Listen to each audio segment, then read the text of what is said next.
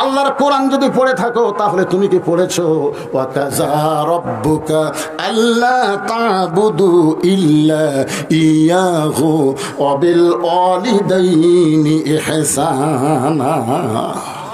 তুমি কি পড়েছো যে আল্লাহর পরেই সন্তানের কাছে হলো তার বাপ মা।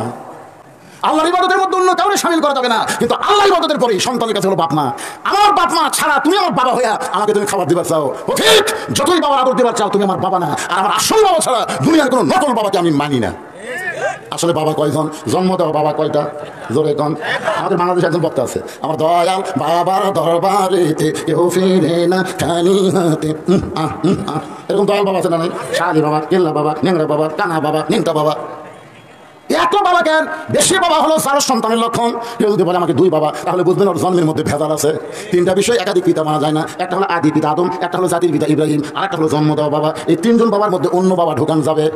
ছেলেটা বলতে ঠিক, তুমি আসলেই ভালো মানুষ, কারণ গভীর রাতে আমার কাছে তুমি খাবার নিয়ে আইছো, আমাকে বাবার দরদ দিয়ে খাবার চাও। কিন্তু শুনে নাও, আমার বাবা ছাড়া আমি কোনোদিন খাইও না, আমার বাবা ছাড়া কোনোদিন ঘুমাই না। সঙ্গে সঙ্গে হযরত ওমর সেজদায় পড়ে যাবে। সেই কঠিন মুসিবতের সময় আজকের এই মাহফিলকে ওসিলা করে আমাদের সবাইকে রাসূলের উম্মতের কাতারে আল্লাহ কবুল করে নিও। সুবহান রাব্বিকা রাব্বিল ইজ্জাতি আম্মা ইয়াসিফুন ওয়া সালামুন আলাল মুরসালিন আলহামদুলিল্লাহি রাব্বিল আলামিন। লা ইলাহা ইল্লাল্লাহ, লা ইলাহা ইল্লাল্লাহ, লা ইলাহা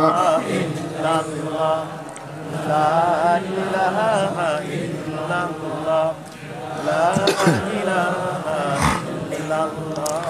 লা ইলাহা ইল্লাল্লাহ মুহাম্মাদুর রাসূলুল্লাহ।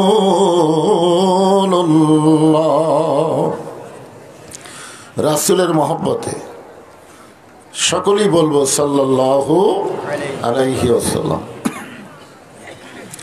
আমরা যে কলেমার জিকির করলাম, এই জিকিরটা হলো ইবাদত। জিকির কি? আর এই যে সাল্লাল্লাহু আলাইহি সাল্লাম বললাম, এটা কিন্তু ইবাদত না, এইটা হলো মহাব্বত। ইবাদত শুধুমাত্র বান্দা করবে, আর আল্লাহ ছাড়া অন্য কারো ইবাদত করাও যাবে না। এই জন্য আল্লাহ বলেছেন ফাদখুলি ফি ইবাদি ওয়াদখুলি জান্নাতি। যে আল্লাহর ইবাদত করবে, আল্লাহ তাকে তৎক্ষণাৎ সঙ্গে সঙ্গে জান্নাতে প্রবেশ করাবে। কিন্তু এই যে দরুদ শরীফ পড়লাম, এই দরুদ খালি আমরা পড়ি, স্বয়ং আল্লাহ তাআলাও ফেরেশতা নিয়ে নবীর উপরে পড়ে। আপনারা বলেন তো আল্লাহর কি ইবাদতের দরকার আছে? তাহলে আল্লাহ নবীর প্রতি দরুদ পড়ে কেন? নবীকে অত্যন্ত মহব্বত করে। আমরাও নবীরে মহব্বত করি, এই জন্য নবীর নাম শোনার সঙ্গে সঙ্গেই বক্তা বলার আগেই আপনার আপন ইচ্ছায় বলতে হবে সাল্লাল্লাহু আলাইহি ওয়াসাল্লাম। বললেন কোথায়? জগন্নাথপুরের মাহফিলে। পৌঁছে গেল কোথায়? আপনি যখনই সাল্লাল্লাহু আলাইহি ওয়াসাল্লাম বলেছেন, সাথে সাথে একদল ফেরেশতা আপনার নামে দরুদগুলো রাসূলের রওজা মোবারকে পৌঁছায় দিল। হাসরের ময়দানে দেখা যাবে আমাদের নেকি আর পাপ ওজন করে, নেকির চাইতে পাপ বেশি। নেকির চাইতে কি বেশি? আল্লাহ সঙ্গে সঙ্গে ঘোষণা করবে, একে জাহান্নামে ধাক্কায় ধাক্কায় পৌঁছে দাও। কারণ আমরা থেকেও জাহান্নামে যাবার চাবো না, যাবার চাই আমরা চাবো না। তখন ধাক্কায় ধাক্কায় যখন নিয়ে যাবে, ওই সময় আছেন আমার মুক্তার, আছেন আমার বারিস্টার, শেষ বিচারের হাইকোর্টেতে তিনি আমায় করবেন পার। আমি পাপী রাসূল জাবিন্দার। কেউ নাই। আল্লাহ কোরআনে বলেছেন, ইয়া আইয়ুহান নাসু তাকু রাব্বাকুম ওয়াখশাউ ইয়াওমান লা ইয়াজি ওয়ালিদুন আন ওয়ালাদিহি। যে হাসরের ময়দানে এমন একটা সময় আসবে, সেই সময়ে সন্তান মাকে চিনবে না, মা তার সন্তানকে চিনবে না, পিতা সন্তানের পরিচয় দেবে না, সন্তানও বলবে না যে এটা আমার বাপ। যখন কেউ কাউকে চিনবে না, ওই সময় আমাদের নবী আমাদের সবচাইতে আপন হয়ে আমাদেরকে জামিন করবেন। জামিন বোঝেন? আল্লাহর আদালতে আমাদের জামিন করবেন কি দিয়ে? এই যে দরুদ শরীফ পড়লেন, এই দরুদের মহাব্বত দিয়ে আমাদেরকে জামিন করা হবে। এই জন্য দরুদ শরীফ পড়ার ব্যাপারে কোনো দলিল খুঁজবেন না, এটা জায়েজ না না জায়েজ। মহব্বতের আবার দলিল কি? আমরা যে আব্বা আব্বা বলে ডাকি, কোনোদিন কি আমার বাপ এইটা সত্যি না মিথ্যা দলিল খুঁজছে? কোনোদিন মারে কইছি যে আমি কালো, আমার বাপ ফর্সা কেন? আমার বাপ হিসেবে সন্দেহ হয়। মা কয় না এটাই তোর বাপ। আমি যদি বলি মা এটা আমার বাপ, তাহলে দলিল দেন। মা বলবে তোর মহব্বত হলে আব্বা ডাক, না হলে ডাকিস না। মহব্বতের কোনো দলিল নাই, ইবাদতের দলিল আছে। তোর কোন ঠিক কিনা? আমরা আল্লাহর যত ইবাদত করব দলিল ছাড়া কোনো ইবাদত করা যাবে না। এই জন্যই নবীর মহব্বতে আমরা কোনো দলিল খুঁজবো না। মহব্বতে অন্তর থেকে আমরা নবীর নাম উচ্চারণ করার সাথে সাথেই বলবো সাল্লাল্লাহু আলাইহি ওয়াসাল্লাম। জগন্নাথপুর মোগরপাড়া ও মেঘারপাড়া কবরস্থান সংলগ্ন হাফিজি মাদ্রাসার উন্নয়ন কল্পে আপনারা অত্যন্ত চালাক। অনেক জায়গায় দেখবেন খালি কবরস্থান আছে, মাদ্রাসা নেই। এরকম আছে না নাই? কিন্তু কবরস্থানের পাশে যখন মাদ্রাসা করবেন, তখন আপনারা জেতা মানুষের লাভের চাইতে যারা কবরে আছে তাদের লাভ বেশি। আপনারা সকলেই জানেন এখানে কোরআন তেলাওয়াত হয়, আর কোরআন তেলাওয়াতের পরে অবশ্যই সপ্তাহে কোনো একদিন হাফেজ হুজুর ছাত্রদের নিয়ে গোরস্থানের মাইয়াতের দোয়া করে কি করে না? এই জন্যই তো ওরা মাদ্রাসা করছেন। আর সেই মাদ্রাসার উন্নয়ন কল্পে আজকের এই মাহফিল আল্লাহ তাআলা যিনাকে সম্মানিত সভাপতির আসনে কবুল করেছেন, আলহাজ মোহাম্মদ আব্দুল করিম খান, উনি আছেন? আপনি? মাশাআল্লাহ। আজকের এই মাহফিলের সম্মানিত সভাপতিকে অন্তরের অন্তঃস্থল থেকে আমি শুভেচ্ছা জ্ঞাপন করছি। এই ছেলেরা পিছনে দাঁড়ায় থাকুক কেন? এত রাত হয়ে গেল, তাও তোমাকে পাও লাগা যায় না? দাঁড়ায় থাকতে থাকতে এক সময় তো পা লাগা যায় না? তো বসো এখন। তোমরা তো বাড়ির যাওনি, যে বাড়িতে গেছো, আসো যখন তাহলে কিছু সময়ের জন্য বসো। আজকের এই মাহফিলের সম্মানিত প্রধান অতিথি, গত বছর ওনার সঙ্গে আমার দেখা হচ্ছিল, তখন হাসিনা ছিল। ওই সময় আমার দেখা হচ্ছিল ওই পাশের এক মাহফিলে। উনি এমপি ইলেকশনে দাঁড়াইছিল, ওর এখন ঠিক কিনা? তো নৌকা মার্কা নিয়ে না, বিদ্রোহী ড্যামি 24 সালে নির্বাচন যে কি হলো, ড্যামি নির্বাচন। আমাদের এলাকায় বিস্কুট ড্যাম হলে আর কেউ খায় না। তারপরে কোনো কিছু ড্যাম হলে বলে ড্যাম হয়ে গেছে। তো হাসিনা 24 সালে যে নির্বাচন করেছিল, এই নির্বাচনটা ড্যাম। এই ড্যাম হওয়ার কারণে বেশি দিন টিকেনি। ঠিক কিনা? তো যাই হোক, উনি আজকে নাই। আমি এখানে এসে ওনার সব খবরই শুনলাম। এই যে মাদ্রাসা করেছেন, ওনার সিংহবাগ উনি টাকা দিয়েছেন, মোটি হয়তো বলতেছে মোট টাকা দিয়েছেন। তা আসলে আওয়ামী লীগ করলে যে সব খারাপ তা তো না। সবাই কি খারাপ? আমরা হাসিনার কারণে আওয়ামী লীগ একটা সর্ববৃহৎ দল, এই দলের একটা দুর্নাম হচ্ছে। যাই হোক, আমরা প্রধান অতিথিকে শুভেচ্ছা জ্ঞাপন করছি। আজকের এই মাহফিলের সম্মানিত বিশেষ অতিথিবৃন্দ যিনারা, এবং সম্মানিত অতিথিবৃন্দ, সম্মানিত সুধীজন, সকলকেই অন্তরের অন্তঃস্থল থেকে শুভেচ্ছা জ্ঞাপন করছি। সম্মানিত ওলামায়ে কেরাম, এ জাতির শ্রেষ্ঠ সন্তান হলো আলেম ওলামা। আপনারা মানেন বা না মানেন, এ ব্যাপারে আল্লাহ রাসূল বলেছেন, আল ওলামাও ওয়ারাসাতুল আম্বিয়া, আলেমগণ হচ্ছে নবীদের ওয়ারিস। সুবহানাল্লাহ কয় না? আলেমরা নবীদের ওয়ারিস শুনে ভালো লাগতেছে না? এটা কি আমার কথা না রাসূলের কথা? আর আল্লাহ কোরআনে বলেছেন, ইন্নামা ইয়াখশাল্লাহ মিন ইবাদিহিল উলামা। আলেমদের বহু বচন হলো ওলামা। আল্লাহ বলতেছেন, বান্দা সমূহের ভিতরে আলেম বান্দারাই আল্লাহকে সবচাইতে বেশি ভয় করে। আপনারা কোন তো আল্লাহ এমনি এমনি কইছে না তদন্ত করে কইছে? তদন্ত করেই কিন্তু আল্লাহ কইছে। আর হাসিনার তদন্তে আলেম ধরা পড়ে, ধরে কোন ঠিক কি না? আল্লাহর তদন্ত আর হাসিনার তদন্ত আলাদা। কারণ এই 15.5 বছরে হাসিনা যে ছিল, এই সময় সবচাইতে বেশি নির্যাতন করেছে আলেমদেরকে, ধরে কোন কথা ঠিক কি না? এই আলেমদের বিচার দুনিয়ার আদালত না করলেও আল্লাহর আদালত আছে না নাই? দরকার আছে না নাই? হ্যাঁ, অনেক আলেমেরা তাহাজ্জুদে নামাজ পড়ে আল্লাহকে বলেছে, আল্লাহ বাংলাদেশের সব কোর্ট তো হাসিনা দখল করছে, এই কোর্টে আমাদের বিচার হবে না, তোমার কোর্টে বিচার দিলাম, দেখি তুমি কি করো। আল্লাহ ধরে না, ধরে না, ধরলে ছাড়ে না। এইটা হাসিনা বুঝবার পারছিল না, যার কারণে বলছিল পালাবো না, পালাবো না। আল্লাহ কয় পলাবি না। কি মনে করতেছেন?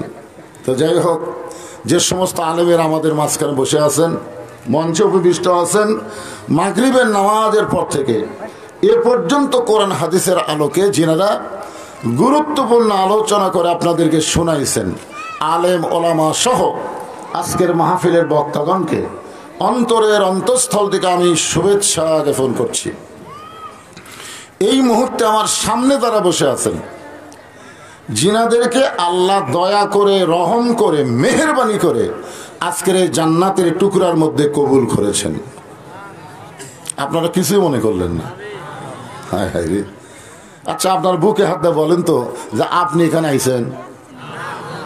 এখানে আল্লাহ নিয়ে আইছে। কোরআন শরীফে আল্লাহ বলতেছেন, মা সাবাকা মিন হাসানাতিন ফামিন আল্লাহ। বান্দা বান্দির দ্বারা যত ভালো কাজ হয়, এই কাজ বান্দা বান্দি করে না, বরং আল্লাহ করায়। আপনারা বলেন, এই কোরআনের মাহফিলে বসা এটা ভালো কাজ না খারাপ কাজ? তাহলে ভালো কাজ কে করালো? তো যে আল্লাহ আমাদেরকে ভালো কাজ করার তৌফিক দিয়েছেন, সে আল্লাহ যে আমাদেরকে জান্নাত দিবেন, এই ব্যাপারে কোনো সন্দেহ নাই। এত রাত্রে যারা আমার সামনে বসে আছেন, আমি যখন বলবো আমরা কি, সকলে জবান খুলে বলবেন জান্নাতি। বলতে পারবেন না? যাই বলবি না তার ভেজাল আছে। এই জন্য সবাই একটু সাইড হন। আমার কথা কি শুনবার পারতেছেন? যেই বলবো আমরা কি, জবান খুলে বলবেন জোরে জান্নাতি। আমরা কি? আরো জোরে, জোরসে বলুন। ফেরেশতারা বলতেছে, আল্লাহ জগন্নাথপুর এমন একটা মাহফিলে গেলাম, তোমার বান্দারা জান্নাতি জান্নাতি মিছিল করতেছে। আল্লাহ বলতেছে, ফেরেশতা তোরা বলতো ওরা কি জান্নাত দেখছে? ফেরেশতারা বলতেছে, আমরাই দেখিনি। তাহলে ওরা কেমনে দেখবে? আল্লাহ বলতেছে, দেখ, যারা জান্নাত দেখেনি তারা জান্নাতের মিছিল করতেছে। আল্লাযীনা ইউমিনুনা বিল গায়ব, এই যে অদৃশ্য জান্নাতের প্রতি ঈমান নিয়ে যারা জান্নাতি মিছিল করলো, আমি আল্লাহ তাদের সবাইকে জান্নাতি কবুল করে নিলাম। আচ্ছা, যদি আল্লাহ আমাকে জান্নাত দেয়, দুনিয়ার কেউ হরতাল করে আটকাতে পারবে? আল্লাহর জন্য আমাকে জান্নাত দেওয়া খুবই সহজ। আল্লাহ কোরআনে বলেছেন, লা তাকনাতু মির রাহমাতিল্লাহ ইন্নাল্লাহা ইয়াগফিরুয যুনুবা জামিআ ইন্নাহু হুয়াল গাফুরুর রহিম। আচ্ছা, এই যে এই ভাই আমার এখন উঠলো কেন? না শোনেন, আমি একটা কথা বলি। উনি কখন উঠছে? যখন আমি কোরআন তেলাওয়াত করতেছি, ঠিক কিনা? এখন আর কোরআন তেলাওয়াতের সময় আপনি কোরআন তেলাওয়াত যখন বন্ধ হয়ে বক্তা ওয়াজ করবে তখন ওঠেন, কিন্তু কোরআন যখন তেলাওয়াত হয় ওই সময় আল্লাহ বলেছেন, ওয়াইযা কুরিয়াল কোরআনু ফাসতামিউ লাহু ওয়ানসিতু লাআল্লাকুম তুরহামুন। কোরআন তেলাওয়াতের সময় চুপ থেকে ধৈর্য ধরে কোরআনকে শোনা লাগবে। যখন ঠিক কি না, ওই সময় ওটা মানে কবিরা গুনাহ, তওবা ছাড়া মাফ হবে না। এই জন্য আমি ওনাকে বললাম, কেন উঠলেন? না না, আপনি গল্প, আমি যখন ওয়াজ করতেছি, এই যে এখন ওয়াজ করছি, ওঠেন যান। আপনার যদি ওয়াজ না শোনেন, আল্লাহ ঠেকা আছে? যখন ঠেকা আছে নাই তো। আর বদরুহিদেরও ঠেকা নাই তো, বুড়া হয়ে গেছি।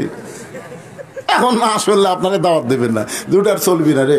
ওরা টেজে তাহলে লোক উঠে পাই, আমার দাওয়াত কমে দেবে, বউ ছেলে আরাম করবো। কিন্তু আপনাদের কারণ ওই বুড়া বয়সেও তো বউ ছেলে পাচ্ছি না। কথাটা গুরুত্ব দিয়ে শুনবেন, এটা কি আমার কথা না আল্লাহর কথা? যখন কোরআন তেলাওয়াত হয়, কেউ যখন কোরআন পড়ে, তোমরা চুপ থেকে ধৈর্য নিয়ে এটা শ্রবণ করো। কার কথা? যে পড়লো এবং যারা শুনলো, উভয়ের উপরে আল্লাহর অবারিত রহমত বর্ষণ হয়ে গেল। হ্যাঁ, এর আগেও যখন আইছিলাম ওই একই অবস্থা, পিছনে খালি খাড়া হয়ে থাকে, বসে না। বসা লাগবে তো, জায়গা নাই। কিসের জায়গা নাই? সবচাইতে ঘন বসতি দেশের নাম হলো বাংলাদেশ। আপনার পৃথিবীর মানচিত্র বোঝেন? সামান্য একটা জায়গার মধ্যে 20 কোটি মানুষ খালি কিলবিল করতেছে। এত ঘন বসতি পৃথিবীর আর কোনো দেশ নাই। সেই দেশে যদি 12 লক্ষ রোহিঙ্গা মুসলমানকে আমরা জায়গা দেই, আপনার বলেন তো, রোহিঙ্গা মুসলমানকে জায়গা দিয়ে আমরা কি বুঝলাম? যে জায়গা দেওয়ার অভ্যাস আমাদের আছে। যতই ঘন হই ভাই, জায়গা দেওয়ার অভ্যাস আমাদের আছে। এখন রোহিঙ্গা মুসলমানকে যদি জায়গা দিবার পারেন, যারা দাঁড়িয়ে আছে ওরা কি রোহিঙ্গা? তো ওদের জায়গা দেওয়ার জন্য একটু চাপে বসেন না কেন? শীতের রাত, যত চাপবেন ততই মজা পাবেন। আসেন আসেন, সামনে একটু চাপে আসেন, আসেন বাবা, ওই যে ফাঁক ফোঁক দেখা যায়, আসেন বাবা, একটা হরকতে বরকত হবে, খালি ঝুঁকে সামনে আসেন।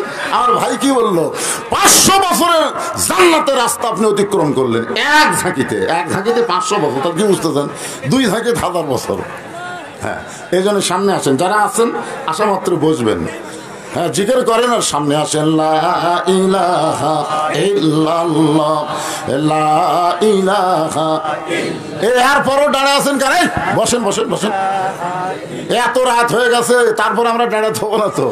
আমাদের একটা বিবেক বিবেচনা আছে। মানুষ আসলে তাকে বসতে দেওয়া সুন্নত। জোরে কোন ঠিক না? বসতে দেওয়া কি সুন্নত? হ্যাঁ, যে কথা বলতেছে একটু খেয়াল করেন। আমার সামনে যারা বসে আছেন, আমি আমার অন্তরের অন্তঃস্থল থেকে আপনাদের সবাইকে শুভেচ্ছা জ্ঞাপন করছি। সম্মানিত মা বোনেরা আছে না নাই? আছে? আচ্ছা, এত রাত্রে মা বোনেরা আছে? আচ্ছা ঠিক আছে, শোনাচ্ছেন না তো, দেখাচ্ছেন। প্রজেক্টর মানে কি? ওরা বক্তা দেখতেছে। আসলে বক্তা দেখা সওয়াব না পাপ? আপনাদের কি মনে হয়? তো যদি পাপ হয় তাহলে প্রজেক্টর দিলেন কেন? আমার দোষ নাই, আমি তো দিইনি। এই জন্যে খালি এই মেয়ে মানুষ আমাকে দেখে দেখে, আমাকে কালো মানুষের কালো কাপড় পরা লাগে, খালি এই মেয়ে মানুষ দেখে দেখে। আমার বউ আবার কয়, তুমি কালো মানুষ, একটু ঘিয়া রঙের সাদা রঙের জামা পরলে খুব ভালো হয়। এখন তুই তো বুঝবো না, মাল অন্য জায়গা। কারণ কালোর উপরে মানুষের আকর্ষণ কম। কালোর উপরে মানুষের কি কম? আকর্ষণ কম। মেয়েরা যখন কালো বোরকা পরে রাস্তায় যাবে, মরদ মানুষ তখন তাকাবে না, কালো এটা পেটনি যাচ্ছে। আর যদি রং বরঙ্গের বোরকা পরে ভাই, তখন ওর মেয়ের ঢপ না দেখার জন্য বোরকার জন্য 2 বার তাকায়। তা আমি এমনি কালো, আবার কালো পোশাক পরছি, ওর আমার ভূতের মতন দেখতেছে। তোর এখন কথা ঠিক কিনা? বেশিক্ষণ তাকা থাকা পারবি না, ভয় লাগবে। আসলে প্রজেক্টর মেয়েদের জন্য পুরুষ মানুষ দেখা, এটাও পর্দার খেলা। যাই হোক, এখনকার মেয়েরা খালি শুনবে না, দেখবারও চাই। আমার সম্মানিত মা বোনদেরকে অন্তরের অন্তঃস্থল থেকে শুভেচ্ছা জ্ঞাপন করে দীর্ঘ কয়েক বছর পরে আপনাদের এলাকায় এসে জিজ্ঞাসা করতেছি, আপনারা কেমন আছেন? আলহামদুলিল্লাহ রব্বিল আলামিন। কে যেন বললো, হুজুর আপনি কেমন আছেন? আলহামদুলিল্লাহ। শারীরিক সুস্থতা দান করে মানসিক প্রশান্তি লাভের জন্য যে আল্লাহ আমাদের কাছ থেকে জান্নাতের বাগানে কবুল করলেন, আমরা সে আল্লাহর উপরে খুশি কম না বেশি?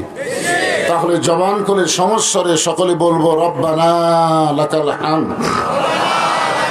হামদান কাসীরান তাইয়িবান মুবারাকান ফীহি। ইন্নাল্লাহা ইয়ামুরুকুম আন তুআদ্দুল আমানাতি ইলা আহলিহা ওয়া ইযা হাকামতুম বাইনান নাস আন তাহকুমু বিল আদল।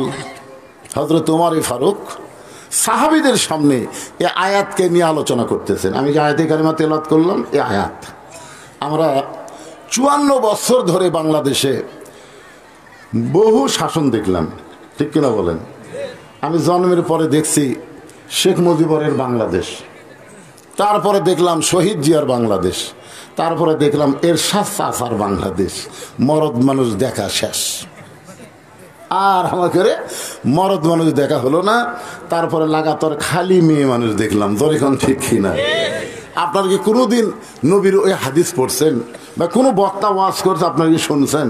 আল্লাহ রাসূল বলেছেন, বুখারী শরীফের হাদিস, মা তারাকতু বাদি আলা উম্মতি ফিতনাতুন আদর আলা রাজুলু মিনান নিসা, রাওয়াহুল বুখারী কিতাবুল ফিতান। বুখারী শরীফের কিতাবুল ফিতান অধ্যায় হাদিস কানা আছে 118 নম্বরে। আল্লাহ রাসূল বলতেছেন, আমার পরে আমার উম্মতের জন্য সবচাইতে বড় বিপদ হলো পুরুষ মানুষের জন্য নারী নেত্রী হওয়া। তাহলে আপনারা বলেন 90 সাল থেকে এই যে 24 সাল পর্যন্ত আমরা কি ভালো ছিলাম না বিপদে ছিলাম? আরে মেয়ে মানুষ আমাদের উপর আর আমরা তলে হাসে একেবারে। কি বিপদে ছিলাম!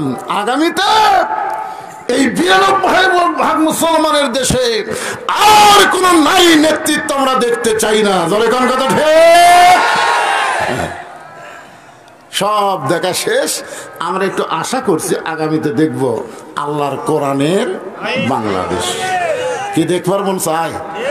আসলে কেমন বাংলাদেশ হবে এইটাকে সামনে নিয়ে হযরত ওমর আলোচনা করতেছেন, সাহাবীরা পাগলের মতন আলোচনা শুনতেছেন। এমন সময় এক বেদুইন সাহাবী মসজিদ নববীর মধ্যে ঢুকে দাঁড়িয়ে থাকলেন, যেরকম ওরা দাঁড়িয়ে আছে।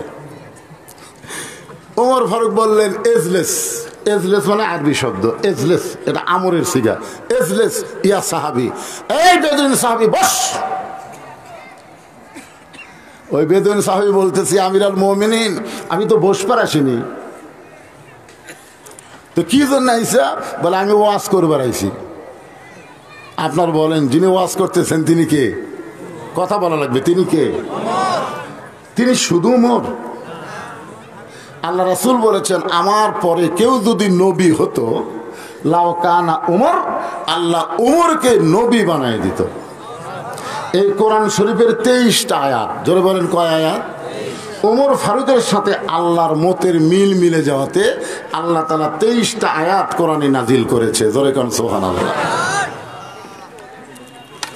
আল্লাহ রাসূল বলেছেন, হাসরের ময়দানে আল্লাহ ওমরকে নবীদের কাতারে দাঁড় করায় দিবে। হাসরের ময়দানে আল্লাহ হযরত ওমরকে নবীদের কাতারে দাঁড় করায় দিবে। যেই কাতারের প্রথম নবী থাকবে দাউদ আলাইহিস সালাম, ওই কাতারের 2 নম্বরে থাকবে ওমর, আর 3 নম্বরে থাকবে সুলাইমান। 1 নম্বরে কে? দাউদ আলাইহিস সালাম। 2 নম্বরে হলো ওমর, আর 3 নম্বরে সুলাইমান। সুলাইমান নবী চিন্তা করবে যে আমার বাবার পরে আমি তো থাকার কথা, কিন্তু মাঝখানে নবীরা ঢুকলো কে? আপনার বলেন, উনি কি নবী? আচ্ছা, উনি কেন ঢুকলো? আল্লাহ বলছেন, হাবিব আপনার কোনো কথায় আমি ফেরত দেইনি। আপনি বলেছেন আমার পরে কেউ যদি নবী হতো ওমর হতো, কিন্তু আপনার পরে যে নবী নাই, এই জন্য উমরকে দুনিয়াতে নবী বানানো হলো না। কিন্তু আপনার কথার মূল্যায়ন করতে গিয়ে হাসরের ময়দানে আমি আল্লাহ উমরকে নবীদের কাতারে দাঁড় করায় দিব।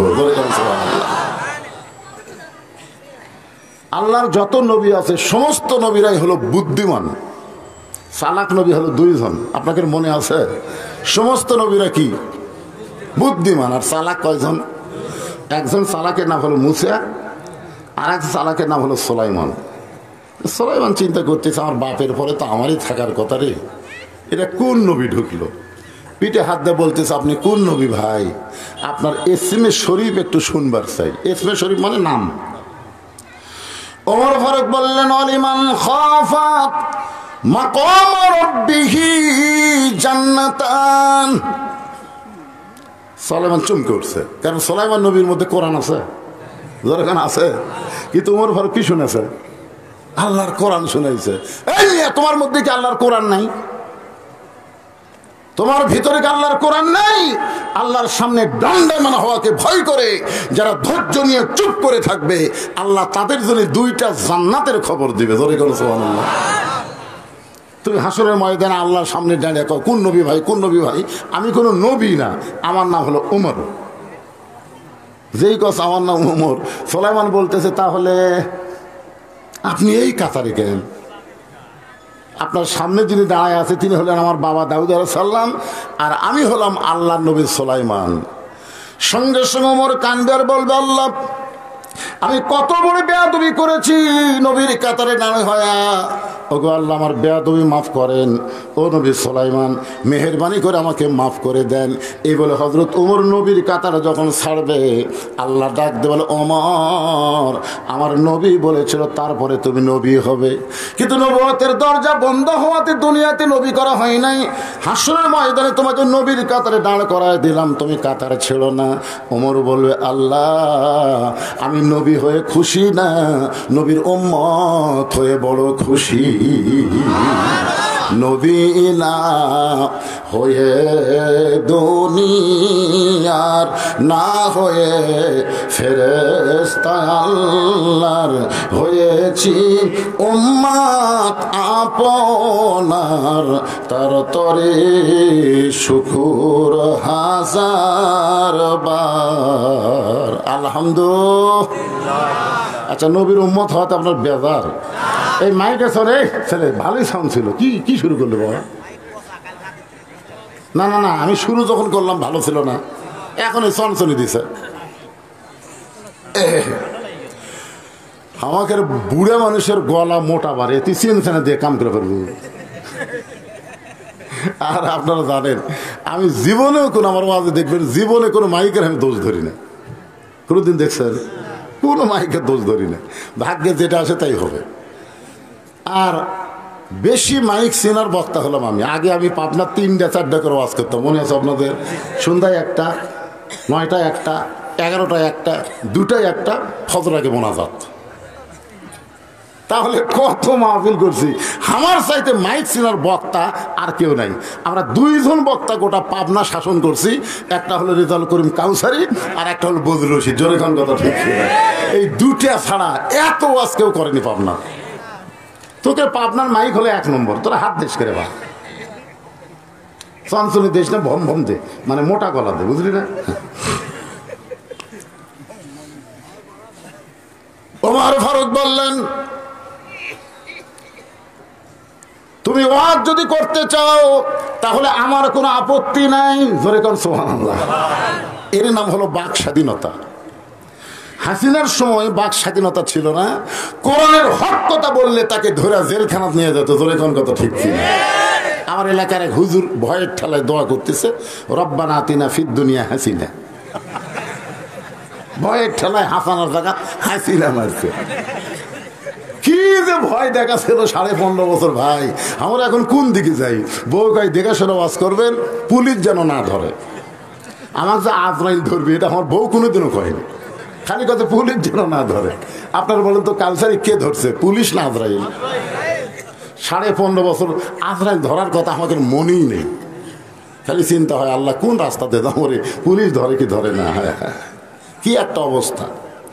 ওমর ফারুক বললেন, ভাইজান আমি ওয়াজ করতেছি, আমার ওয়াজ যদি তোমার পছন্দ না হয় তাহলে তুমি আসো, তুমি ওয়াজ করো, আমরা শুনতে চাই।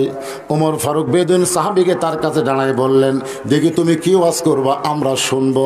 সমস্ত সাহাবীরা ওঠমোট কামড়ায় যে ওমর ফারুকের মতন বক্তাকে বাদ দিয়ে একটা সাধারণ বেদুইন সাহাবী কি ওয়াজ করবে। বেদুইন সাহাবী যারা পাহাড়ের গুহার মধ্যে বসবাস করে তাদেরকে বলা হয় বেদুইন। নবীর কাছে সব সময় তারা থাকতে পারে নাই, মাঝে মধ্যে তারা নবীর কাছে আসতো, নবীর কাছে বসতো এবং কিছু কথা তারা শুনতো। আর সব সময় যে সাহাবীগুলো থাকতো তার মধ্যে উমর কয় নম্বর?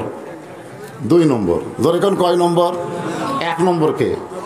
আবু বকর, 2 নম্বর উমর, 3 নম্বর ওসমান, 4 নম্বর আলী, 5 নম্বর আব্দুর রহমান ইবনে আওফ, 6 নম্বর হলো জুবাইর, 7 নম্বর তালহা, 8 নম্বর সাদ ইবনে আবি ওয়াক্কাস, 9 নম্বর হলো আবু সাইদ, আর 10 নম্বর হলো ওবাদা ইবনুল জাররাহ। এই 10 জন সাহাবী হলেন আশারে মুবাশশারা। শোনেন, খালি সুবহানাল্লাহ বলে হবে না। ইমাম মালিক রহমতুল্লাহ বলেন এই 10টা সাহাবীর নাম সব সময় আল্লাহ রাসূলের যে উম্মত মুখস্থ রাখতে পারবে, ওই উম্মত যখন মৃত্যুর বিছানায় শায়িত হবে, এই 10টা সাহাবীর রুহানি তাওয়াজ্জুর ছিলাই আল্লাহ তার ঈমান নসিব করে দিবে। এখন আপনারা বলেন, এই 10টা সাহাবীর নাম মুখস্থ রাখার দরকার আছে না নাই? আপনাদের মুখস্থ আছে? 2-1 জনের আছে। আমি সবাইকে লক্ষ্য করে ওয়াজ করতেছি, একটু মনোযোগ দিয়ে শুনবেন।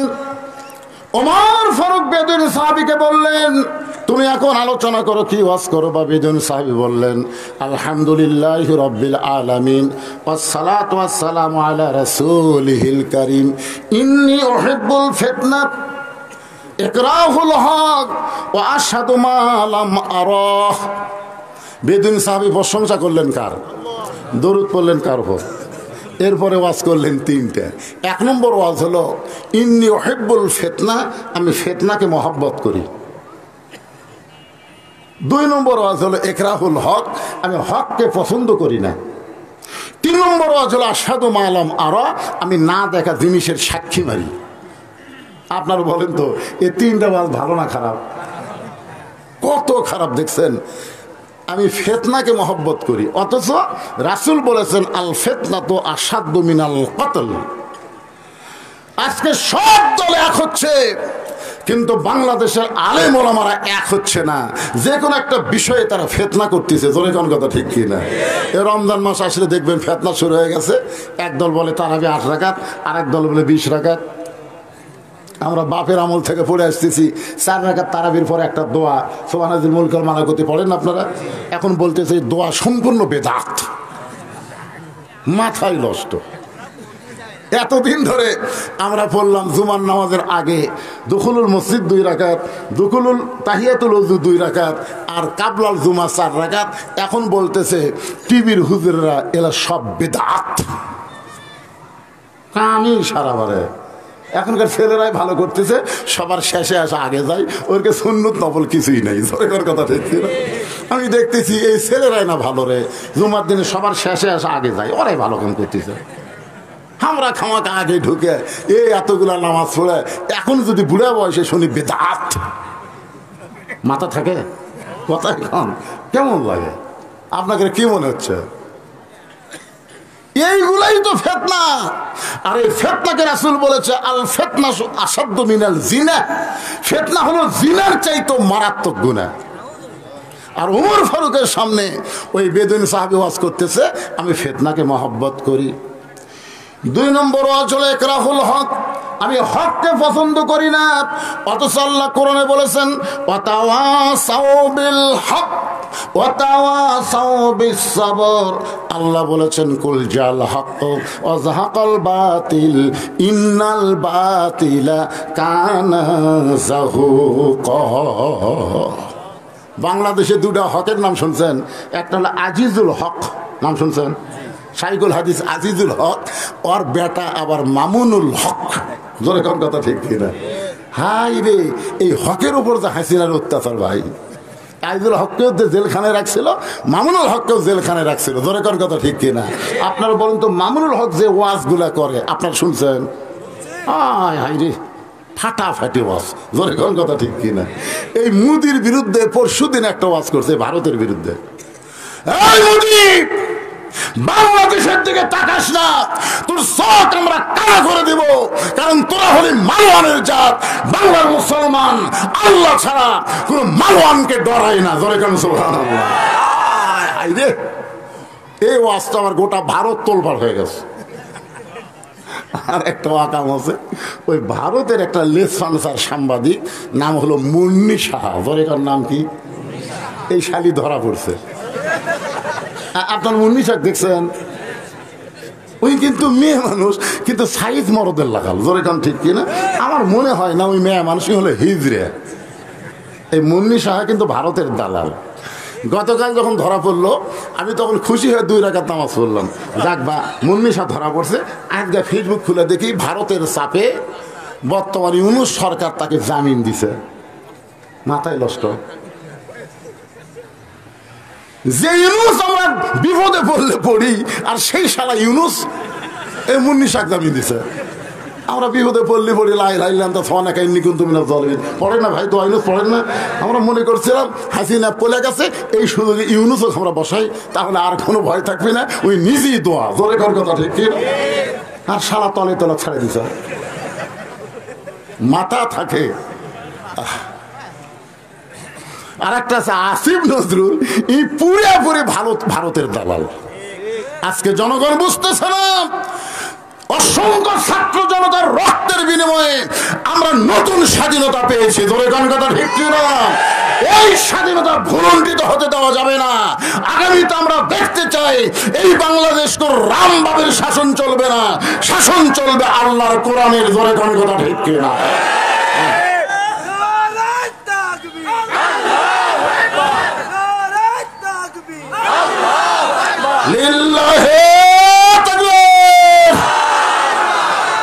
আপনি এখান থেকে এক ছেলে তকবির দিচ্ছে, আপনার যদি না দেন তাহলে ওরা মনে করবে যারা তকবির দিল না এরা কার দলের। আর সবাই যখন তকবির দিব তখন শয়তান মনে করবে আমার কেউ নাই রে, আমার পলানা ছাড়ার বুদ্ধি নাই। আপনার বলেন তো তকবির দিলে কে পলায়? কত জোরে রাসূল কাছে যত জোরে তকবির দিবে তত জোরে শয়তান পালায় যাবে। দৌড়ানোর সময় পিছন দিকটা বাতাস বের হবে। তা আমাদের গলা কি জুরি না কমজোরি? আমরা ওই ভারতের পারমাণবিক বোমাকে তকবির দিয়া বাস করতে চাই। জোরে কোন কথা ঠিক কিনা? ওদের বোমার চাইতে আমাদের তকবিরের পাওয়ার বেশি। আপনারা জানেন গুজরাটের খবর জানেন? গুজরাটে এক হিন্দু মেয়ে বুঝলেন আজ প্রায় 4-5 দিন হলে মাটিতে গড়াচ্ছে, বাচ্চা হয় না, বাচ্চা হয় না। তখন বাপ মা বললো সিজার করার জন্য হাসপাতালে চলো। তো হাসপাতালে নিয়ে আসতেছে অ্যাম্বুলেন্স করে। ওই জায়গায় একটা মুসলমানের মিছিল চলতেছে মোদির বিরুদ্ধে। কার বিরুদ্ধে? মোদির বিরুদ্ধে। এক মুসলমান ছেলে লিল্লাহে তাকবীর যেই কথা সমস্ত মুসলমান আল্লাহু আকবার, যে আল্লাহু আকবার কছে ওই অ্যাম্বুলেন্সের মধ্যে মেয়েটা কেঁপে উঠছে, বুঝছেন? তকবীরের সাথে কেঁপে উঠছে আর চাল্লত করে বাচ্চা বের হয়ে গেছে। বাপ মা খেয়ে 3 দিন হলে আমরা কান্দাকাটি করতেছি, একটা সিজার করবার নিয়ে যাচ্ছি, হাসপাতাল যাওয়ার আগেই তকবীরের চোটে বাচ্চা বের হলো। এটা কি তকবীরে? শোনেন, বাপ মা বাড়িতে গিয়ে সাংবাদিক সম্মেলন করে বলতেছে আমরা ভগবান ভগবান করে জিকির করছি, কাম হয়নি। ভগবান ভগবান করে জিকির করছে, কাম হয়নি। মুসলমানের তাকবীরের কারণে আল্লাহু আকবারে আমার অসুস্থ মেয়ের যখন বাচ্চা হয়ে গেল, আমরা আর ভগবানের দলে নাই, আমরা আল্লাহর দলে ভর্তি হওয়ার চাই। তাহলে তাকবীরের কারণে হিন্দু যদি মুসলমান হয় তাহলে সেই তাকবীর মেনা হলে হবে 60 দেওয়া লাগবে। কিরে ভাই, এটা কে দিল রে? দরকার হলে মাঝখানে যাবে। একটু মনোযোগ দিয়ে শুনবেন। 2 নম্বর ওয়াজ করেছে ইকরাহুল হক। আমি হককে পছন্দ করি না, অথচ আমরা হকের পক্ষে জীবন দিব। জোরে গান কথা ঠিক কি না? 3 নম্বর ওয়াজ করেছে আশহাদু মা লাম আরা, আমি না দেখা জিনিসের সাক্ষী মারি।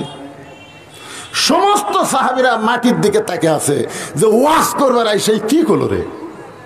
যেরকম মমতাজ এমপি তো হয়নি বুঝলেন, ভুয়া এমপি হয়ে সংসদে যায় উই যা আমাদের গাও দল আছে। আপনারা জানেন প্রথম যখন মমতাজ গেল তখন আল্লামা শফি রহমতুল্লাহকে লক্ষ্য করে একটা গান গাইছিল, আপনারা শুনছেন? আগে শোনেন, আগে করো এমন আখেরের কাজ, ধ্যান জেগে হয় দিলের নামাজ, ও তোমার পাঞ্জে গানা নামাজ পড়া লাগবে না। ওরে শরীয়তের মাওলানা চোখ 2টা করলা কানা, মনের পর্দা বড় পর্দা তোমরা খুঁজা পাইলা না, তেতুল হুজুর বুঝলো না। আহমদ শফিকে বলছে তেতুল হুজুর। ধরে করেন কি হুজুর? তেতুল হুজুর। একটু চিন্তা করেন, এইরকম গায়িকা নায়িকা দিয়ে সংসদে পাঠালাম, তারা সংসদে গিয়ে আমাদের বাংলাদেশের পক্ষে কোনো কাজ করেনি, বরং বাংলার সমস্ত টাকা লুট করে বিদেশের ব্যাংকে তারা পাচার করেছে। ধরে কোন ঠিক না? আল্লাহর বান্দার একটু মনোযোগ দিয়ে শুনবেন। ওমর ফারুক উমর ফারুক নেতা হওয়ার কারণে সমস্ত সাহাবের দিকে তাকায় বুঝলেন এর উপর সবাই যেরকম গরম হয়েছে। উমর ফারুক বললেন, বেদুইন সাহাবি, তুমি ওয়াজ করার নামে যে ভুল ওয়াজ করলা, তুমি তওবা করো, তুমি তওবা করো, কারণ তোমার 3টা ওয়াজ হলো মারাত্মক খারাপ। বেদুইন সাহাবি বলতেছে, আমিরুল মুমিনিন, আমি যে 3টা ওয়াজ করেছি আপনারা কেউ বুঝতে পারেননি, বুঝতে পারেননি, আপনাদের জ্ঞানের পরিধি কম। আপনার বলেন তো, যত সাহাবী ওমর ফারুকের সামনে বসে আওয়াজ শুনতেছে তার কি জ্ঞান কম না বেশি? কত বেশি জানেন? আপনাদের জ্ঞানের পরিধি কম, বুঝতে পারেন নাই। ওমর ফারুক গণপীড়ন থেকে বাঁচানোর জন্যে ওই বেদুইন সাহাবীকে জেলখানায় বন্দি করলেন। এশার নামাজ পড়ে যখন বাড়িতে গেলেন, বাড়িতে যাওয়ার পরে বিবি তার সামনে খাবার দিল। ওমর ফারুকের বউ খাবার দিয়ে কাছে থাকতেন না, সবসময় দূরে দাঁড়িয়ে থাকতেন। স্বামীর সামনে খাবার দিয়ে ওমর ফারুকের বিবি দূরে থাকার কারণ হলো, ওমর ফারুক খাওয়া দাওয়া যখন শেষ হয় তখন 2 হাত তুলে দোয়া করে বলে, আল্লাহ, আমার বউটা এত কষ্ট করে আমাকে রুটি হালুয়া তৈরি করে দেয়, আমার বউটাকে তুমি জান্নাত দিও। আমি ওমর জান্নাতের কোনো হুর চাই না, আমার বউরে নিয়ে আমি জান্নাতে থাকতে চাই। আপনার বলেন তো, স্বামী যদি বউয়ের জন্য এরকম দোয়া করে তাহলে বউ খুশি হয় না বেজার হয়? আপনারা কোনোদিন করছেন? এত সুন্দর করে ভাত তরকারি পাক করে দেয়, বরং সামান্য কিছু হলে আমরা সেই লবণ হয়নি কি পাক করিস রে।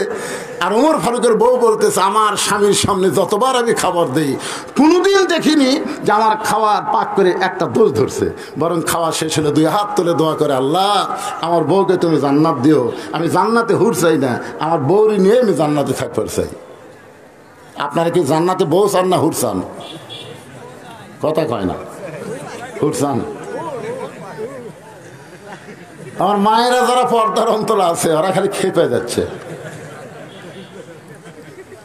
4 বার আল্লাহ শপথ করছেন, দেখেন 4 বার। কয়বার?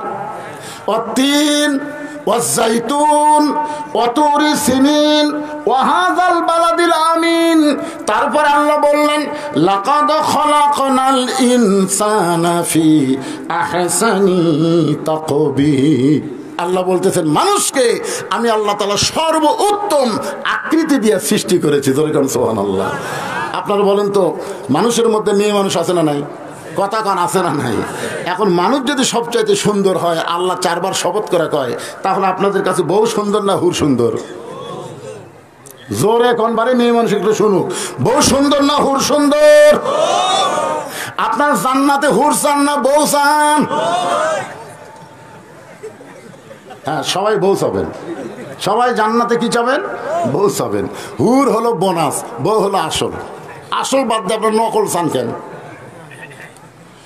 ওমর ফারুকের বিবি দূর থেকে দেখে বড় শান্তি পায়, কিন্তু আজকে হযরত ওমর মুখের সামনে খাবার নিয়ে বিসমিল্লাহ বারকাতিল্লাহ বলে রুটি ছিনে যখন হালুয়া মুখে দেবেন, এমন সময় ওমর ফারুকের ইন্নাল্লাহা ইয়ামুরুকুম আন তুআদ্দুল আমানাতি ইলা আহলিহা ওয়া ইযা হাকামতুম বাইনান নাস আন তাহকুমু বিল আদল, এই আয়াতটা সামনে এসে বলতেছে, ওমর, তোমার ক্ষুধা লাগতেছে আর তুমি খাইতেছো, যাকে জেলখানায় বন্দি করেছো সে খাইছে কিনা একটাবার খবর নিছো?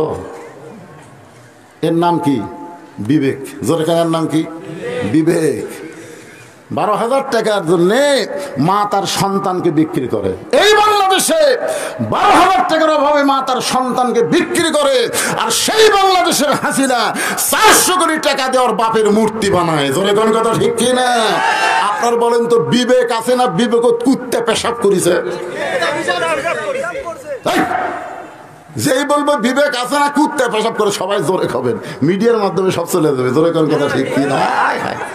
12,000 টাকা দিয়ে সন্তান বেচা খায়, আর মরা বাপের জন্য 400 কোটি টাকাতে মূর্তি বানায়। সে মূর্তি আছে? 6 তারিখে যা ভাঙ্গা ভাঙ্গি হলো ভাই, আমাকে বগুড়া জেলায় 19 যন্ত্র দিয়ে খুঁজলেও একটা মূর্তি নেই। এই মোড়ে মোড়ে সব থুছিল, এক একটা ভাঙ্গিয়া পায়ের তলে ফেলে গুড়ে করছে। হাসিনা জানে না এই বাংলার মুসলমান হলো ইব্রাহিমের সন্তান। জোরে কোন কথা ঠিক না? আমাদের জাতির পিতা মূর্তি রাখিছে না ভাঙ্গিছে? তা আমরা তার বেটা হয়ে মূর্তি থমো? প্রয়োজন হলে আমরা হিন্দুকের মূর্তি পাওয়া দেবো, কিন্তু মুসলমানের কোনো মূর্তি আমরা রাখবো না। জোরে কোন কথা ঠিক না? এখন আপনারা চিন্তা পড়ে গেলেন, হুজুর হিন্দুকে মূর্তি পহরা দিবেন কেন? আমি এক হিন্দুকে বললাম, কে ভাই তোরকে মূর্তি আমরা পহরা দিলাম, আর তোরা পানির মধ্যে নিয়ে এসে লাত্তা ভাঙলু, কারণ কি? হুজুর আমরাও তো চিন্তা করি, আমরা মূর্তিকে পূজা করি হুজুর। এক হিন্দু বলতেছে, গভীর রাত্রে ওই যে 10 হাত এরকম বর্ষা ধরে আছে কালি, আমরা ঘি দিয়ে নারকেল বড়ি দিয়ে এলাম।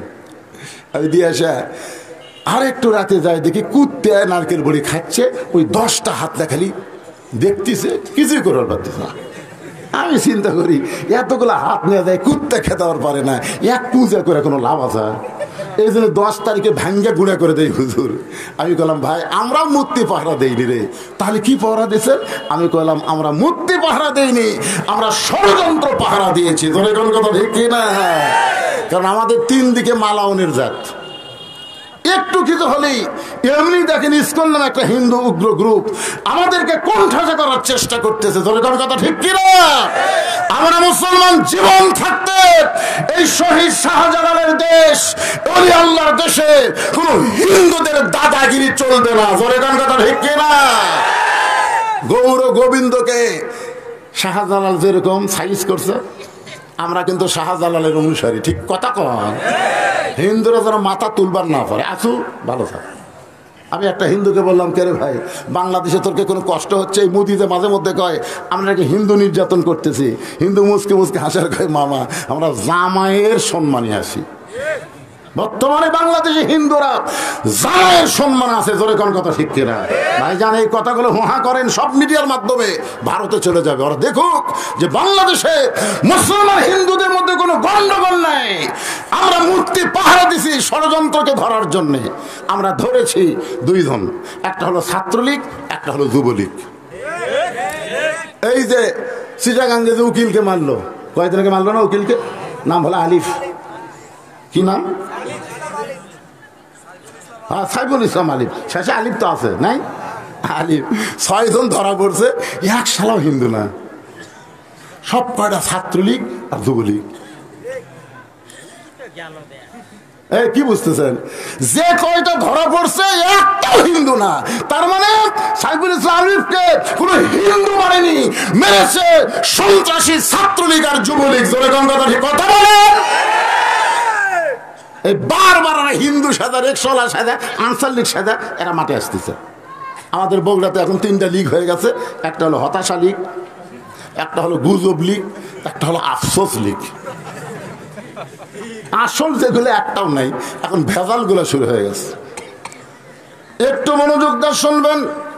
ওমর ফারুকের বিবেক বলতেছে, ওমর খিদা লাগছে, তুমি 1 লাখ খাও। যাকে জেলখানায় বন্দি করেছো সে খাইছে কিনা তুমি কি একবার খবর নিছো? ওমর ফারুক রুটির জায়গায় রুটি, হালুয়ার জায়গায় হালুয়া রাইকা টোপলা বান্ধে বের হয়ে চলে যাচ্ছেন ওই বেদুইন সাহাবীর জেলখানায়। জেলখানায় গিয়ে বলতেছে, বেদুইন সাহাবী ভাই আমি জানি তোমার পেটে ক্ষুধা লাগছে, এই রুটি আর হালুয়া তোমারে দিলাম, তুমি এখন খাও। বেদুইন সাহাবী মুচকি মুচকি হাসের বলে, আল্লাহর কোরআন দিয়ে যখন রাষ্ট্র চলবে তখন আসামি জেলখানায় খাবে, কিন্তু নেতার ভাগ্যে খাওয়া হবে না। আল্লাহর কোরআন দিয়ে যখন বাংলাদেশ চলবে জেলখানার আসামি খাবার পাবে, কিন্তু নেতার ভাগ্যে খাওয়া নাই। ওমর ফারুক বেদুইন সাহাবীকে কিছু না বলে বাড়িতে আসলেন। বিছনায় যখন ঘুমাবার যান, আব্দুল্লাহর মা ওমর ফারুকের বিয়ে বলে, স্বামী গো আপনি কি আজকে খাবেন না? বলে, তুমি তো আমার খাবার দিছো, আমি তো খাইছি। বউ বলতেছে, আপনি খান নাই, ওই খাবারগুলো টোপলা করে কোথায় যেন নিয়ে গেলেন। আপনি মনে করছেন আপনাকে ছাড়া আমি কোনোদিন খাই না, আপনাকে খাওয়ানোর পরে আমি খাই। আমার যে খাবার আছে সেই খাবারটা আমরা 2 জন মিলে খাবার চাই। ওমর ফারুক ক্ষুধার পেটে অভিমান না করে বিবির সঙ্গে যখন খাবার বসলেন, যখন বিসমিল্লাহ বরকাতিল্লাহ বলে বিবির খাবারটা 2 জন ভাগ করে খাবেন, এমন সময় বিবেক বলতেছে, ওমর যাকে কারাগারে বন্দি করছো তারে না হয় তোমার খাবার দিছো, কিন্তু কারাগারে বন্দি লোকটা যদি অভিভাবক হয় তার বাড়ির খবর না নিয়ে তুমি কেমনে খাও? কারণ অভিভাবক যদি জেলখানায় বন্দি থাকে তার বাড়ির খবর না নিয়ে তুমি কেমনে খাও? সঙ্গে সঙ্গে ওমরের হাত কাঁপতেছে, রুটির জায়গায় রুটি, হালুয়ার জায়গায় হালুয়া পড়ে গেছে। বউ বলে, স্বামী গো আবার কেন খাচ্ছেন না? ওমর বলতেছে, তাকে কারাগারে বন্দি করছি, আমার খাবার দিয়ে আইছি, কিন্তু সে যদি বাড়ির অভিভাবক হয়, তার অভিভাবকের খবর না নিয়ে আমি কেমনে খাবো? বউ বলতেছে, আপনি যদি না খান আমিও খাবো না, আমি টোপলা বান্ধা দিলাম, সব খাবারগুলো তার বাড়িতে আপনি পৌঁছাইয়া দেন। ধরে কান সুবহানাল্লাহ। নেতা যদি ভালো হয়, তার বউ খারাপ হবে না ভালো হবে? আজকে নেতা খারাপ গুলা, বউগুলা বিলাসিতা হয়েছে। বেগম পাড়া বানাছে, বেগম পাড়া। ধরে কোন কি পাড়া? বেগম পাড়া বোঝেন? বেগম কি পুরুষ না নারী? সবগুলা নেতা টাকা মারছে, আর কেনারার যে মেয়ে মানুষের নামে একটা পাড়া বানাছে। ওই কেনারার লোকজন কয় বাংলাদেশে মরদ আছে, মরদ আছে। আমি যে কয়বার হজ করে গেছি 11 সাল থেকে, প্রত্যেকবারই বলে, হুজুর এখন আপনাকে দেশের প্রধানমন্ত্রীকে? তখন বলি ওই নারী। হুজুর আপনাকে বাংলাদেশে কি মরদ নাই? হালাকাতের রাজুল হিনা তাতে নিসা মুত্তাফাকুন আলাই। দুইটা কিতাবের হাদিস। পুরুষ জাতি তখনই ধ্বংস হবে নারীদেরকে তখন নেত্রী বানাবে। তা আপনারা হজ করে কি করবেন হুজুর? লাভ নাই। মেয়ে মানুষ যতদিন প্রধানমন্ত্রী থাকবে, মরদ মানুষ হজ করে কোনো লাভ হবে না। কি কষ্ট হচ্ছে? একটু মনোযোগ দিয়ে শোনেন। বউ ভালো, সব টোপলা করে ওমর ফারুকের টোপলা করে বান্ধে দিল ওমর ফারুক। এখন তার পরিবারের দিকে রওনা দিয়েছে। বেদুইন সাহাবি পাহাড়ি এলাকায় থাকে, ওই খাবার টোপলা নিয়ে পাহাড়ের পাশে যখন আইছে, এমন সময় শুনতেছে একটা ছোট বাচ্চা বাবা বাবা বলে কাঁদতেছে। ও বাবা, এত রাত হয়ে গেল, এখন পর্যন্ত আপনি বাড়িতে আসেন না। বাবা আপনি কি জানেন না, আপনাকে ছাড়া আমি কোনোদিন খাই না, আপনাকে ছাড়া আমি কোনোদিন ঘুমাই না। ওমর ফারুক বুঝতে পারলেন আমি তাকে জেলখানায় বন্দি করেছি, তারই সন্তান মনে হয় হবে। কাছে এসে বলতেছে, ও বাবা, আজকে তোমার বাবা কোনো কাজে আটকে গেছে, আমি তোমার বাবা হইয়া তোমার কাছে খাবার নিয়ে আইছি, আমি তোমাকে বাবার দরদ দিবার চাই, তুমি কি আমার হাতের টোপলার খাবার খাওয়া না? সঙ্গে সঙ্গে ছোট্ট বাচ্চা বলতেছে, পথিক তুমি কি আল্লাহর কোরআন পড়ো? ওমর ফারুককে ছোট বাচ্চা বলতেছে, পথিক, নিশিরাতের পথিক তুমি কি আল্লাহর কোরআন পড়ো? ওমর ফারুক বলতেছে, বাজান আমি অবশ্যই আল্লাহর কোরআন পড়ি। ছোট্ট বাচ্চা বলতেছে, আল্লাহর কোরআন যদি পড়ে থাকো তাহলে তুমি কি পড়েছো? ওয়াকাযা রাব্বুকা আল্লা তা'বুদু ইল্লা, আল্লাহর কোরআন যদি পড়ে থাকো তাহলে তুমি কি পড়েছো? ওয়াকাযা রাব্বুকা আল্লা তা'বুদু ইল্লা ইয়াহু ওয়াবিল ওয়ালিদাইনি ইহসানা। তুমি কি পড়েছ যে আল্লাহর পরেই সন্তানের কাছে হলো তার বাপ মা? আল্লাহর ইবাদতের মধ্যে অন্য কাউরে শামিল করা যাবে না, কিন্তু আল্লাহর ইবাদতের পরেই সন্তানের কাছে হলো বাপ মা। আমার বাপ মা ছাড়া তুমি আমার বাবা হইয়া আমাকে তুমি খাবার দিবার চাও, পথিক যতই বাবার আদর দিবার চাও তুমি আমার বাবা না। আর আমার আসল বাবা ছাড়া দুনিয়ার কোনো নকল বাবাকে আমি মানি না। আসলে বাবা কয়জন? জন্ম দেওয়া বাবা কয়টা? জোরে কন। আমাদের বাংলাদেশে একজন বক্তা আছে, আমার দয়াল বাবার দরবারেতে কেউ ফিরে না খালি হাতে। এরকম দয়াল বাবা আছে না নাই? শালি বাবা, কেল্লা বাবা, ন্যাংরা বাবা, কানা বাবা, নিংটা বাবা। এত বাবা কেন? বেশি বাবা হলো চার সন্তানের লক্ষণ। কেউ যদি বলে আমাকে দুই বাবা, তাহলে বুঝবেন ওর জন্মের মধ্যে ভেজাল আছে। তিনটা বিষয় একাধিক পিতা মানা যায় না। একটা হলো আদি পিতা আদম, একটা হলো জাতির পিতা ইব্রাহিম, আর একটা হলো জন্ম দেওয়া বাবা। এই তিনজন বাবার মধ্যে অন্য বাবা ঢোকান যাবে? ছেলেটা বলতে, পথিক তুমি আসলে ভালো মানুষ, কারণ গভীর রাত্রে আমার কাছে তুমি খাবার নিয়ে আইছো, আমাকে বাবার দরদ দিয়ে খাওয়াবার চাও, কিন্তু শুনে নাও আমার বাবা ছাড়া আমি কোনোদিন খাইও না, আমার বাবা ছাড়া কোনোদিন ঘুমাই না। সঙ্গে সঙ্গে হযরত ওমর ওই ছোট বাচ্চাকে কাঁধে তুলে নিচে, ধরে কান সুবহানাল্লাহ। অর্ধ পৃথিবীর খলিফা ওই ছোট বাচ্চাকে কাঁধে করে নিয়ে ওই বেদুইন সাহাবীর কাছে নিয়ে এসে বলতেছে, ওই যে জেলখানায় তোমার বাবা বন্দি আছে, যাও যাও তোমার বাবার কাছে। এবার ছোট্ট ছেলে এক দৌড়ে বাবার কাছে গিয়ে বলতেছে, বাবা উমর ফারুক একটু দূরে দাঁড়িয়ে আছে, দেখি বাপ ছেলের মধ্যে কি গল্প হয়। ছেলে বলতেছে, বাবা কে তোমাকে জেলখানায় বন্দি করেছে? খালি একটা বার তার নাম বলো, আমি তাকে সাইজ করবো। জোরে গান সুবহানাল্লাহ। বাবা কে তোমায় জেলখানায় বন্দি করেছে? একটা বার খালি নাম বলো, আমি তাকে সাইজ করব। ওমর ফারুক দূর থেকে মুচকি মুচকি হাসতেছে। প্রকৃত সন্তান তারাই হয় বাবার কষ্ট যারা সহ্য করতে পারে না। ধরে কোন ঠিক কি না? সোমবারের দিন আমার শ্বশুর আসবে, সোমবার। শনিবার থেকে আমার বউ আমার কান গরম করতেছে, আমার বাপ কিন্তু ট্যাংরা মাছ খায়, আমার বাপ কিন্তু দেশি মুরগি খায়, আমার বাপ কিন্তু এ খায় সে খায়। এগুলো ঠিক আছে, সব এনে দেবো, সব এনে দিলাম। সোমবার দিন সকাল থেকে আমার বউ পাক করতেছে 11 আইটেম। দুপুরবেলা তখন আমার শ্বশুর আসলো, শ্বশুরের সামনে খাবার দিল। শ্বশুর খাইতে খাইতে তখন খাবার পারে না। আমার বউ বলতে, স্যার এক টুকরা খান বাবা, আর এক টুকরা খান। আমার শ্বশুর বলছে, আর পারবো না মা। তখন আবার এক টুকরা দেয়। শ্বশুর ভাই, এই জন্যই তো আমি আসি না রে, এত খাওয়া হয় নাকি রে? তুই কি আমার খাবার জন্য তো আমার দেশ নাকি? আমি দূর থেকে হাসি আর কই, মেয়েরা কত বাপকে ভালোবাসা, খাবার চায় না, জোর করে খাওয়ায়। কিন্তু কিছুদিন পরে দেখি আমার বাপ এক থালি আমার বউ বিস্কুট দিছে, আমার বাপ খাচ্ছে, আর একটা লোক এই দাঁতের মধ্যে ঢুকাই খাই। আমি কইলাম, কে রে? আব্বা বিস্কুট খায় আর লোক ঢুকাই, দাঁত খিলাল করে, কারণ কি? আমি কাছে এসে সালাম দিলাম, আব্বা কেমন আছে? তুই কেমন বলবি রে? যতবার তোর বাড়িতে আসি তোর বউ এমন একটা বিস্কুট দেয় তাহলে দাঁতের সাথে লেগে যায়। তুই কি ভালো বিস্কুট কিনিস না? বিশ্বাস করে আমি তখন একটা বিস্কুট নিয়ে মুখ দিয়ে দেখি ড্যাম, যে বিস্কুট পিঁপড়া খায়নি, আসলেও খায় না, ওই বিস্কুট আমার বাপক দিস। এখন চিন্তা করেন, ওর বাপে ওর সামনে 13 আইটেম, 12 আইটেম, 11 আইটেম, আর আমার বাপের সামনে বয়কা বিস্কুট। আপনারা কোন কিছু করার আছে? নাই। সূরা মুলকের 2 নম্বর আয়াত পড়েন, দেখেন কিছু করার আছে কিনা। আল্লাহ বলতেছেন, লিয়াবলুয়াকুম আইয়ুকুম আহসানু আমালান ওয়া হুয়াল আজিজুল গফুর। আল্লাহ বলতে, তোমাকে আমি পরীক্ষা করব ভালো আমল এখন কি। এখন তোমার ভালো আমল কি হুজুর? শ্বশুরকে 11 আইটেম খেলাই আর তোর বাবুক বয়কা বিস্কুট খেলাই, তোর কি ভালো আমল নাই? আল্লাহর কোরআন দিয়ে খেয়াল করে আমি আস্তে করে ঘরের মধ্যে ঢুকলাম। আমার বাপ কিন্তু বিস্কুট খাচ্ছি, আমি ঘরের মধ্যে ঢুকে, আর বউ দৌড়ে এসে বলতেছে, আপনি একটা আলেম মানুষ, আপনার কি শরম নাই? বাপ আপনার বসে থাকে বিস্কুট খাচ্ছে আর আপনি কুকিল কুহু করতেছেন। বউরে কইলাম, তো কি সরাসরি নাম ধরে ডাকা দেবি তাই? বাপ যেখানে বসে আছে কুকিলের লাল কুহু করছি, একটু আয়। বউ কয়, দেখেন বাপ বসে আছে, তার মধ্যে হুজুরের শরম নেই। বসে আমার ঘরের মধ্যে আইছে, আমি আস্তে করে সিটকে তুলে দিলাম। আর বাপ কইলো, এই বুঝলি আমি বসে থাকতে বউ ঘরের মধ্যে সিটকে দিলি কেন? আমি তখন বললাম, আব্বা একটু ধৈর্য ধরেন আব্বা।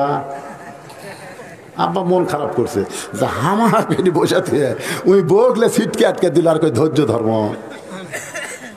বাবা রাগ করে চলে গেছে, থাকেনি আর, শরমে রাগ করে চলে গেছে। আমি কি করবো বাপ তার জানে না। আমি আজ থেকে টুটি ধরে বললাম, কে রে, এই তুই যদি সকালে মরিস, বিশ্বাস কর বিকেলে আমি বিয়ে করে পারবো। বাংলাদেশে কেউ ফতুয়া দিবি না যে সকালে বউ মরল আর বিকেলে হুজুর বিয়ে করলো। তোরে যদি সকালবেলা ছাড়ি, সন্ধ্যার সময় বিয়ে করবো রে। তুই মরে গেলেও আমার ক্ষতি নাই, তোকে ছাড়া দিলেও আমার কোনো কষ্ট নাই। কিন্তু যেই লোকটাকে তুই বয়কা বিস্কুট দিছিস, সে যদি মরে যায়, কিয়ামত পর্যন্ত কানলে আমি আমার সোনার বাপকে আর পাবো না রে। তো যেই বাপকে পাওয়া যাবে না, সেই বাপের জন্য তোর দরকার আমি তালাক দেবো। যেই তালাক করছি, খপ করে পাও ধরে বলতেছে, আজ থেকে আপনার বাপ আর আমার বাপ একই বাপ। আজ থেকে আপনার বাপ আমার বাপ একই বাপ। আমি আস্তে করে দরজা খুলে দিলাম, খুলে দিকে আমার বাপ নাই। কয়েকদিন পর আব্বার সাথে দেখা হলো। আব্বা কয়, বাজান তুই ঘরের মধ্যে সিটকি তুলে দিতে কি আমল করছো? আমি বেড়া থেকে বুঝি না বাজান, কিন্তু এখন বুঝতেছি রে, ওই আমল করার পরে তোর বউ আমার বউমা হয়ে গেছে রে। তোর বউ এখন আমার মেয়ের মতো আমাকে এত খিলাইবা, আর বয়টা বিস্কুট নাই, যা ভালো ভালো সব আমার দেয়। কি মনে করতেছেন? নিজের বাপ মার প্রতি দয়া করার দরকার আছে না নাই? আজকে দয়াল বাবাকে দয়া করতেছেন, শাশুড়ি দয়া করতেছেন, শ্বশুরকে করতেছেন, কিন্তু নিজের বাপ মাকে দয়া করে না। এরকম অনেক ছেলে বাংলাদেশে ধরে কোন কথা ঠিক না? একটু মনোযোগ দিয়ে শোনেন।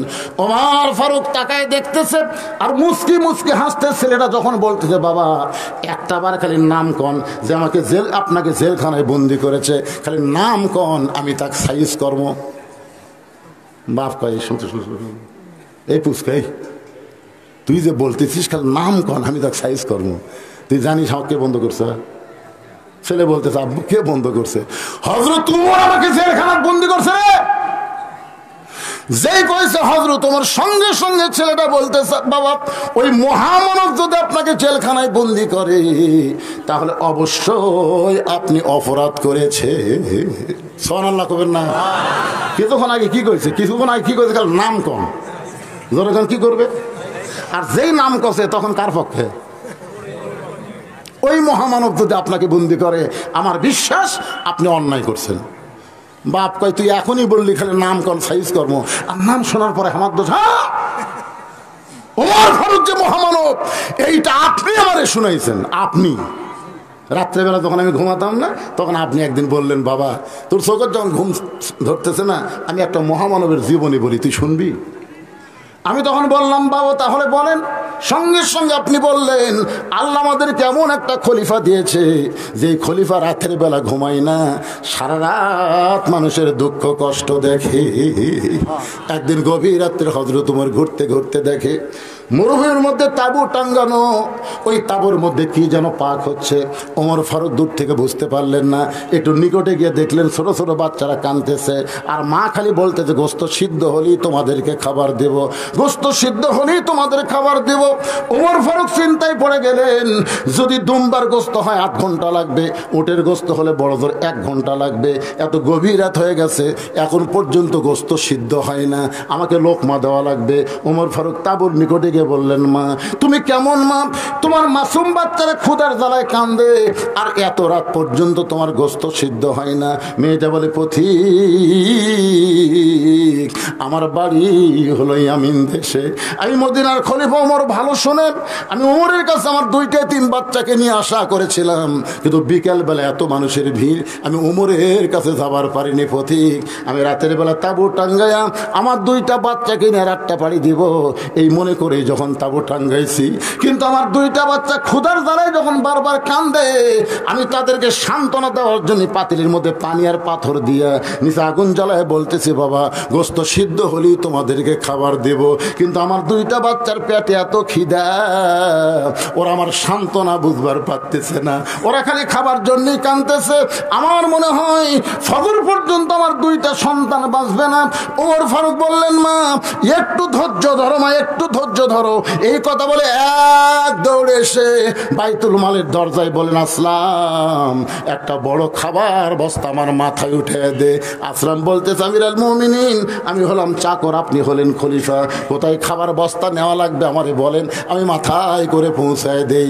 ওমর বলে আসলাম রে একজনের পাপের বোঝা আর একজন টানতে পারে না, যে আমার মাথায় উঠায় দে। চাকর আসলাম ওমর ফারুকের মাথায় খাবার বস্তা যখন তুলে দেয় ওমর ফারুক এত জোরে দৌড় মারতেছে, পিছন দিক থেকে আসলাম বলে আমির এত ওজনের বস্তা নিয়ে দৌড়াতে গেলে আপনি পড়ে যাবেন, আপনার কষ্ট হবে। ওমর বলে আসলাম রে সময় মতো যদি জায়গায় পৌঁছতে না পারি ওমরকে জাহান্নামের আগুনে আল্লাহ পোড়াবে। ইয়া আইয়ুহাল্লাযীনা আমানুত্তাকুল্লাহা হাক্কা তুকাতিহি ওয়া লা তামুতুন্না ইল্লা ওয়া আনতুম মুসলিমুন। মাগো বস্তার মধ্যে খাবার আছে, রুটি আর হালুয়া তৈরি করো। মেয়েটা রুটি হালুয়া তৈরি করে ওমর ফারুকের হাতে যখন দেয় ওমর ফারুক 2টা এতিম বাচ্চাকে 2টা উরাতের উপরে বসায় নিয়ে ওই রুটি ছিঁড়ে হালুয়া দিয়ে যখন বাচ্চাদের মুখে দেয় বাচ্চা 2টা ফেল ফেল করে ওমরের মুখের দিকে তাকায় থাকে। ওমর ফারুক বলে বাজান কি দেখতেছ এমন করে? বাচ্চা 2টা বলে আমরা আমাদের বাপকে দেখি নাই, আমরা এতিম সন্তান, কিন্তু আজকে গভীর রাত্রে আপনি যে দয়া করলেন করলেন, আপনি আমাদের বাপের চাইতে বেশি দয়া করলেন। আপনি কে গো, এই গভীর রাত্রে আমাদের পথিক হয়ে এমন করে সাহায্য করলেন। উমর দুই হাত তুলে বলতেছে, আল্লাহ এই অদমকে জাহান্নামের আগুন থেকে বাঁচায় দাও, অদমকে জাহান্নামের আগুন থেকে বাঁচায় দাও। মা চিল্লায় বলে, পথিক উমর যদি মদিনার খলিফা না হইয়া তুমি যদি মদিনার খলিফা হইতো, আমি একজন মা মেয়ে বলতেছি, মদিনা আল্লাহর জান্নাত হয়ে যেত। বাবা আপনার মুখে শুনেছি আমাদের খলিফা হযরত ওমর এমন মহান মানুষ, আর সেই মানুষ যখন আপনাকে জেলখানায় বন্দি করছে, আপনি নিশ্চয় অপরাধ করছেন। কি এমন অপরাধ করলেন বাবা? খালি আমাকে বলেন, আমি ওমর ফারুকের কাছে যাই, দুটা পাও ধরা হলো আমি আমার বাবাকে জেলখানা থেকে বের করব, কারণ আমার বাবা ছাড়া আমি খাবো না, আমার বাবা ছাড়া আমি ঘুমাবো না। ধরে কেন সুবহানাল্লাহ। বেদিন সাহেব বলতেছে, এই পাগল, তুই যদি তোর বাবাকে জেলখানা থেকে বের করতে চাস, তাহলে উমরের কাছে যায় কোনো লাভ নাই, তোকে যাইতে হবে শিক্ষামন্ত্রী হযরত আলীর দরবারে। ধরে কেন সুবহানাল্লাহ। কারণ আমি যে তিনটা ওয়াজ করছি, ওই সময় যদি খালি ওই অনুষ্ঠানে হযরত আলী থাকতো, তাহলে আজকে আমাকে জেলখানায় বন্দী হওয়া লাগতো না। সুবহানাল্লাহ। কারণ সবাই খালি শাব্দিক অর্থ বুঝেছে, এর ভিতরের অর্থ বুঝে নাই। আজকে কোরআন পড়লে 10টা করে নেকি, এই শাব্দিক অর্থ বুঝেছেন, কিন্তু ভিতরের অর্থ বোঝেন নাই। কোরআন পড়লে 10টা করে নেকি, এইটা হলো নফল, আর কোরআন বাস্তবে গ্রহণ করা এইটা হলো ফরজ। জনগণ কথা ঠিক কিনা? আজকে নফল নিয়ে সব খুব খুশি। আমি 2 খতম দিছি হুজুর, আমি রমজান মাসে 3 খতম দিছি। বাবা রে, তো কোরআন খতম দেওয়ার জন্য আল্লাহ পাঠাছে। এক লোক 2 মণ আলু নিয়ে বাজারে গেছে। আপনাকে এলাকায় সবচাইতে বড় হাট আশেপাশে কোনটা? শরৎগঞ্জ বাজারে 2 মণ আলু নিয়ে গেছে। তো একজন খরিদ্দার বলতেছে, ভাই কতটুকু? 2 মণ। আমারও 2 মণ দরকার। আলুওয়ালা বলতেছে, আলহামদুলিল্লাহ, তাহলে আমার সারা ভাব ব্যথা লাগতেছে না, এই 2 মণ ধরে লাও। খরিদ্দার বলতেছে, না ভাই, পাপের ওপর মাপ নেই, মাপের ওপর পাপ নেই, আপনি মাপে দেন। বলে, হ্যাঁ বাড়ির আলু রে, মাপা লাগবে। মাপে দিলে আপনার অসুবিধা কি? মাপা হয়েছে 2 মণ 2 সের। তখন বলতেছে, ভাই আপনি করলেন 2 মণ 2 সের দিয়ে বেশি হলো। আলুওয়ালা বলতেছে, পাগলা, 2 সেরের দাম দেওয়া লাগবে না, 2 সেরের দাম দেওয়া লাগবে না, এই 2 সের ফ্রি। তখন খরিদ্দার বলতেছে, ভাই 2 সের আলু দিয়ে আমার 2 দিন না যায়, তো খামাখা 2 মণের কি দরকার, আমার 2 সের দাও। এখন আপনারা বলেন, আলুওয়ালা ফ্রি 2 সের দিবি? আরে 2 মণ নিলে তো 2 সের পাবি। আজকে কোরআন যদি বাস্তব জীবনে গ্রহণ করা না হয়, কোরআনের পূজা করে 10টা নেকি আল্লাহ দিবে না। আগে ফরজটা গ্রহণ করা লাগবে। ধরে কোন কথা ঠিক কি না? শাব্দিক অর্থ করে সব বেহুশ। যদি খালি আলী থাকতো, আজকে তোর বাপকে জেলখানায় বন্দি হওয়া লাগতো না। যদি পারিস তাহলে আলীর দরবারে যা। আলী হলেন শিক্ষামন্ত্রী। জোরে গান, কি মন্ত্রী? হযরত ওমর যখন মদিনার খলিফা ছিলেন, ওই সময় হযরত আলী হলেন শিক্ষামন্ত্রী। আবু বকর যখন মদিনার খলিফা ছিলেন, ওই সময় আলী হচ্ছেন শিক্ষামন্ত্রী। আল্লাহর নবী যখন মদিনার প্রেসিডেন্ট ছিলেন, ওই সময় হযরত আলী হলেন শিক্ষামন্ত্রী। ওসমান গনি যখন মদিনার খলিফা হলেন, ওই সময় হযরত আলী হলেন শিক্ষামন্ত্রী। সুবহানাল্লাহ কর না কেন? যাকে তাকে শিক্ষামন্ত্রী বানালে কাম হবে? আজকে বাংলাদেশে আগডম বাগডম ঘোরাডম সাজে ঢাক ঢোলক ঝাঁঝর বাজে, এই মিথ্যা শিক্ষা দিয়ে মাস গেলে 50,000 টাকা বেতন পায়। শিক্ষামন্ত্রী কিছুই কয় না। আর জালিকাল কিতাবুল আরাইবা হুদাল্লিল মুত্তাকিন, এই সত্য শিক্ষা যারা দেয়, তারকে বেতন নাই। কমিটির লোকেরা যদি চাঁদা হারি দান সবজা ঠিক মতো তুলবার পারে, তাহলে বেতন পায়। যে শিক্ষামন্ত্রী দুনিয়াবী শিক্ষার দাম দিল, আল্লাহর কোরআনের শিক্ষার দাম দিল না, এই শালা মরে গেলে আর জানালা পড়াও জায়েজ নাই। জোরে কোন কথা ঠিক কথা বলে? রাসূল বলেছেন, খায়রুকুম মান তাআল্লামাল কোরআন ওয়া আল্লামা। ওই ব্যক্তির চাইতে দামি কোনো ব্যক্তি নাই যে আল্লাহর কোরআন শিখেছে এবং অপরকে কোরআনের শিক্ষা দেয়। এক লোকের 3 মাস্টার, একটা ছেলের 3 মাস্টার। কয়টা? একটা ছোট বাচ্চাকে 3টা মাস্টার দিয়েছে। ইংরেজির মাস্টারকে মাস গেলে 2000 টাকা বেতন দেয়। ওই ছেলেকে একজন অঙ্ক পড়ায়, তাকে মাস গেলে 1500 টাকা বেতন দেয়। ওই ছেলেকে একজন কোরআন শরীফ পড়ায়, আজ 3 মাস হচ্ছে পড়াচ্ছে, এখন পর্যন্ত বেতন নেই। একই ছেলের মাস্টার কয়টা? কথা কন না। ইংরেজি মাস্টারকে মাস গেলে 2000, অঙ্ক মাস্টারকে মাস গেলে 1500। হুজুর যাক পড়াচ্ছে 3 মাস হলে বেতন নেই। ছেলে একদিন কয়েছে, আব্বা আমি নিজে নিজে কোরআন পড়ার পারি। তখন বাপ কয়, আরে আমার হুজুরের কথা মনেই নেই রে। চলো হুজুরের কাছে যাই। হুজুর যা বলতে, হুজুর হুজুর আপনার ঋণ কোনোদিন শোধ করা যাবে না হুজুর, আপনি কষ্ট করে আমার ছেলেকে কোরআনে শিক্ষা দিয়েছেন হুজুর।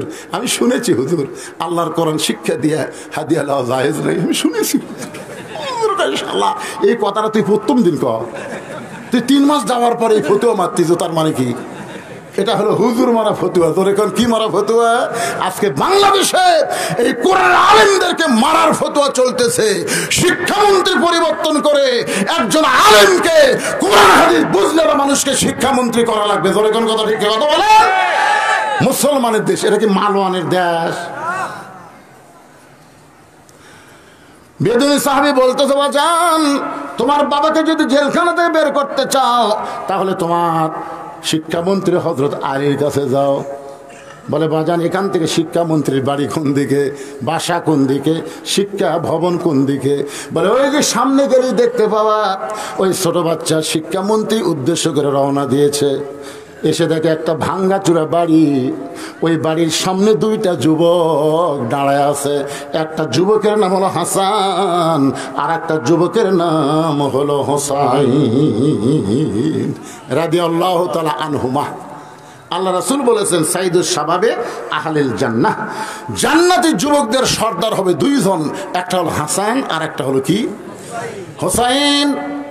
এখন এই ছোট্ট বাচ্চা হাসান হোসেনকে সালাম দিয়ে বলতেছে, এখানে শিক্ষামন্ত্রী হযরত আলীর বাড়ি কোনটা? হাসান হোসেন বলতেছে, শিক্ষামন্ত্রী তো আমাদের বাবা, এই ভাঙ্গাচুরা বাড়ি হলো শিক্ষামন্ত্রীর বাড়ি। সুবহানাল্লাহ। তাহলে শিক্ষামন্ত্রী আমার অত্যন্ত দরকার, কেন হযরত ওমর ফারুক আমার বাবাকে জেলখানায় বন্দি করেছে। শিক্ষামন্ত্রী আমার অত্যন্ত দরকার। সঙ্গে সঙ্গে হযরত আলী ঘর থেকে বের হয়ে আইছে। সুবহানাল্লাহ। বাজান কি হয়েছে? বলে, হযরত ওমর আমার বাবাকে জেলখানায় বন্দি করেছে। আমার বাবা বলতেছে, আপনি যদি সেই অনুষ্ঠানে থাকতেন তাহলে আমার বাবাকে জেলখানায় বন্দি করতে পারতো না। আপনি একটু মেহেরবানি করে চলেন তো। আমার বাবা এমন কি ওয়াজ করলো যে ওয়াজ করার কারণে ওমর ফারুক তাকে জেলখানায় বন্দি করলেন। হযরত আলী বেদিন সাহাবীর জেলখানার দরজায়, রে বেদিন সাহাবী কি ওয়াজ করেছো? বলে, 1 নম্বর ওয়াজ করেছি ইন্নী উহিব্বুল ফিতনা, আমি ফিতনাকে মহব্বত করি। 2 নম্বর ওয়াজ করেছি ইকরাহুল হক, আমি হককে পছন্দ করি না। 3 নম্বর ওয়াজ হলো আশহাদু মা লাম আরা, আমি না দেখা জিনিসে সাক্ষী মারি। আলী বলতেছেন, আল্লাহু আকবার, আল্লাহু আকবার, তুমি এমন 3টা ওয়াজ করেছো যার চাইতে হক ওয়াজ, সত্য ওয়াজ এই দুনিয়াতে আর একটাও নাই। জোরে কন্যা সুবহানাল্লাহ। হাজার হাজার সাহাবী হযরত ওমর যাকে জেলখানাত বন্দি করলো, আর আলী বলতেছে, তুমি যে 3টা কথা বলেছো আর চাইতে সত্য কথা, হক কথা, ভালো কথা এই পৃথিবীতে আর একটাও নাই। এখন আপনারা বলেন তো, আপনারা কার দলে ভর্তি হবেন, আলী না ওমর? বুঝে শোনা কন। আচ্ছা, উমর করে এত খারাপ ওয়াজ করলে তওবা করো, আমার তওবা করার দরকার নেই, আপনার বুঝতে পারেনি, যার কারণে জেলখানাত বন্দি করলো। আর আলী বলতেছে এর চাইতে ভালো ওয়াজ নাই। তাহলে কি বুঝতেছেন ভাইজান? আল্লাহ রাসূল বলেছেন, আনা মাদিনাতুল ইলমি ওয়া আলী বাবুহা। ছোট্ট বাচ্চা চিৎকার করে বলতেছে, আলী যদি আমার বাবার পক্ষে থাকে দুনিয়ার কোনো ওমর আমার বাবাকে জেলখানায় বন্দি করতে পারবে না। সুবহানাল্লাহ কন্যা কেন? আলী কয় দিক দিয়ে শক্তি? জ্ঞানের দিক দিয়ে 1 নম্বর, আবার শক্তির দিক দিয়ে কয় নম্বর? আচ্ছা, হয়তো আলী যদি জেলখানার তালা একটা ঘুষি মারে, জেলখানার দরজা থাকবে? যে কামুজ দুর্গের দরজা হ্যাঁচকা টান মারছে, সাথে সাথে ঢাল হয়ে গেছে। যে দরজা খুলতে লাগে 70 জন, লাগাতে লাগে 70 জন, সেই দরজা যদি ঢাল বানায় তাহলে জেলখানার যে বেদিন সাহাবী বন্দি করে থোছে, উমরের কাছে জ্বালেবে, এক টান মারবি খুলে দেবে। জোরে কোন ঠিক কিনা? কিন্তু না, সব জায়গায় জোর জবরদস্তি চলে না। ওমর ফারুক বললেন, চলো বাবা। আলী বলতেছেন, চলো হযরত ওমরের দরবারে যাই। ছোট্ট বাচ্চাকে সঙ্গে করে নেয় হযরত আলী ওমরের দরবারে। বাচ্চা ওমরকে মেম্বরে বসে দেখে এক দৌড়ে গিয়ে কপালে একটা চুমা খেলেন। সুবহানাল্লাহ। আলী বলতেছে, পাগলা, পাগলার বেটা পাগলা নাকি না? কে রে, উই তোর বাহক বন্দি করছে, আমি তোর বাপক তার কাছ থেকে ছাড়ানোর জন্য আছি, আর তুই দৌড়ে দেয় চুমা খেলি। বলতেছে মুরব্বী, আলিক বলতেছে মুরব্বী, ওই মানুষটাই রাত্রেবেলা আমার কাছে খাবার লেগেছিল, এই মানুষটাই রাত্রেবেলা আমাকে কান্দে করে জেলখানা পর্যন্ত পৌঁছায় দিয়েছে। তোর এখন সুবহানাল্লাহ, লিল্লাহু আকবার। ওমর ফারুক বলতেছে আলী ভাই, আমি বুঝতে পারতেছি না ঘটনা কি। বলে এই ছোট্ট বাচ্চাকে আপনি কান্দে করে নিয়ে আসছিলেন, খাবার দিবার গেছিলেন কি মনে আছে? তাকে বেদুইন সাহাবী বন্দি করেছেন, তার বাবা, এই সন্তানের বাবা সেই সাহাবী। তিনটা কথা বলার অপরাধে আপনি তাকে জেলখানায় বন্দি করেছেন। ওই তিনটা কথা বলা অপরাধ না, বলো বরং সত্য কথা বলেছে। ওমর ফারুক বলে আলী ভাই, আমার মনে হয় আপনি তার দলে গেছেন, আপনি তার দলে ভর্তি হয়েছেন। শোনেন আলী, আমার নামের পিছনে একটা ডিগ্রি আছে, সে ডিগ্রির নাম হলো ফারুক। জোরে বলেন নাম কি? ফারুক। বোঝেন, আমি হক আর বাতিলকে পৃথক করতে পারি। আপনি যত বড় জ্ঞানী হন, বেদুইন সাহাবীর পক্ষে আপনি কথা বলতে পারবেন না। আলী বলতেছেন ওমর 1 নম্বর ওয়াজ করেছে ইকরাহুল হক, আমি হককে পছন্দ করি না। আল্লাহ কোরআনে বলেছেন জাআত সাকারাতুল মাউত হাক্কুন। আপনি বলেন তো, মৃত্যু সবচাইতে হক জিনিস, তারপরে দুনিয়ার কে মৃত্যুরে পছন্দ করে? আপনারা বলেন তো, মৃত্যুর চাইতে সত্য কোনো জিনিস আছে? হিন্দুরাও পর্যন্ত মৃত্যু বিশ্বাস করে, ইহুদি খ্রিস্টানরাও মৃত্যু বিশ্বাস করে। আল্লাহ বলেছেন জাআত সাকারাতুল মাউত হাক্কুন, মৃত্যু সত্য জানার পরেও দুনিয়ার কেউ মৃত্যুরে পছন্দ করে না। করে? এখন স্বামীর হয়েছে ক্যান্সার রোগ, 2 মাস পরে মরবি, ডাক্তার কয়ে দিছে 60 দিন পরে স্বামী মারা যাবি। কারণ বউ সামনে যে কান্তিছে, বলতেছে আল্লাহ আমার হায়াত স্বামীকে দাও, স্বামীর মৃত্যু আমাকে দাও। আল্লাহ আল্লাহ, আমার স্বামী বেঁচে থাকে, আল্লাহ আমি মরে যাই। স্বামী মাথা হাত দেখে, বিবিরে কান্দিস না, ক্যান্সার রোগ আছে, তুই কান্দালাম না, না না, আমার হায়াত আল্লাহ আপনি দেখ, আর আপনার মৃত্যু আমাকে দেখ। স্বামী বলতেছে বিবিরে আসলেই আমি মরে যাচ্ছি, তাও আমার কলজার মধ্যে একটা শান্তি আছে, আল্লাহ একটা আমাকে ভালো বউ দিছে। রাত্রেবেলা স্বামী স্ত্রী ঘুমাইছে, ওই বাড়িতে একটা আইড়িয়া গরু আছে। ধরে এখন কি গরু? আইড়িয়া গরু দড়ি ছিঁড়ে বার হয়েছে, তাকে গেট বন্ধ। তো গেট বন্ধ দেখা তুই তোর বাড়ির বাইরে যাওয়ার পারতেছে না, ওইখানে বাড়ির মধ্যে খাবার খুঁজতেছে, বারান্দার দেখে সিলভারের পাতি, তার তলে সিটে লালি। আইড়িয়া গরু লালি খাবার জন্য গেছে, কিন্তু এত নিচে লালি গেছে জিবা হাতও পাচ্ছে না। আইড়িয়া জোর করে যখন খাবার গেছে, ওই কান্দার মধ্যে আইড়িয়ার ছোট 2টা শিং বেঁধে গেছে। পাশে ঠিকই লালি, কিন্তু শিং বাঁধার কারণে লালি শেষ, পারলে আর মাথা ছাড়তেছে না, করতেছে কিন্তু না, মাথা যখন ছাড়ে না। আইড়িয়া গরু গোয়াল ঘর বাদ দেয়, যে ঘরে স্বামী স্ত্রী শুয়ে আছে, ওই ঘরের মধ্যে হো হো করে ঢুকছে। বউ চেতন ভাই বলে বাবা আজরাইল, ও বাবা আজরাইল ঢুকছে যখন, খবরদার আমার কাছে জানা আসে না, ওই যে ক্যান্সার। স্বামী চিল্লা বলে বউ কি হয়েছে? বলে আজরাইল ঢুকছে, তো তোমাকে দেখে দিলাম, তুই না দিনের বেলা কইলি আমার হায়াত আল্লাহ আপনাকে দেখ, আপনার মৃত্যু আমাকে দেখ। বউ বলতেছে মুখে বলা যায় গো, কিন্তু মৃত্যু কেউ অন্তর থেকে চায় না। জোরে খান কথা ঠিক না? ওমর ফারুক বলতেছেন আলী 1 নম্বরের উত্তর হয়ে গেল, কিন্তু লোকটা যে প্রশ্ন 2 নম্বর ওয়াজ করেছে, ইকরাহুল হক 2 নম্বর ওয়াজ করেছে ইন্নু উহিব্বুল ফিতনা, আমি ফিতনাকে মহব্বত করি। দুনিয়ার কোন মুসলমান ফিতনাকে মহব্বত করতে পারে না। কেমনে সে ফিতনাকে মহব্বত করে? আলী বলতেছে ওমর ভাই, আমি আল্লাহর কোরআন দিয়ে আপনাকে বুঝাবার চাই। জোরে কান সুবহানাল্লাহ। কোরআন দিয়ে যখন বুঝাবে তখন আর কোন আপত্তি আছে? ওমর ফারুক বলতেছেন আর একটা ওয়াজ করছে আসাদু মালাম আরো, বলে সেটাও আমি আপনাকে বুঝাবো। এখন হযরত আলী ওমরকে কি বুঝাবে আমরা শেষ পর্যন্ত শুনতে চাই।